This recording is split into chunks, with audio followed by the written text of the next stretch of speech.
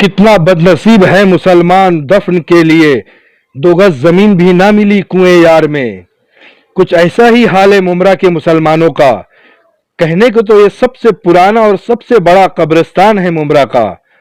जी हाँ, हम बात कर रहे हैं मुमरा नगर के हजरत फखरुद्दीन बाबा के करीब के कब्रिस्तान की।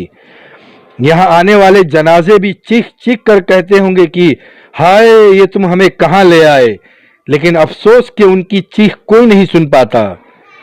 खैर, वो तो ठहरे मरे हुए जनाजे, लेकिन इस कब्रिस्तान के ट्रस्टियों को तो जिंदा इंसानों की आवाज भी नहीं सुनाई देती।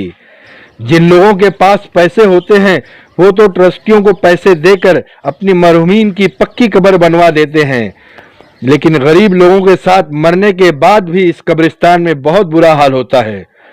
इस कब्रिस्तान के ट्रस्टियों की बदनज़मी का यह हाल है कि अभी मैयत पूरी तरह मिट्टी में मिल भी नहीं पाती है, फिर भी उस कब्र को खोद देते हैं किसी और नई मैयत के लिए, और आधी अधूरी गली हुई मैयत को कफन के कपड़ों के साथ ही कब्र के बाहर रख देते हैं, जिससे कब्रिस्तान में गंदगी होने लगती है और मैयत की बेहुरमती भी होती है।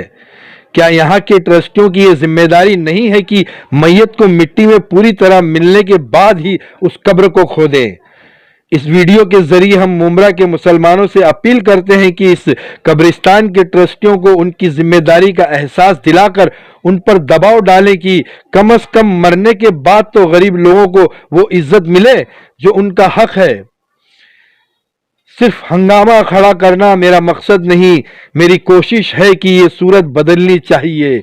मेरे सीने में नहीं तो तेरे सीने में ही सही, हो कहीं भी आग, लेकिन आग जलनी चाहिए।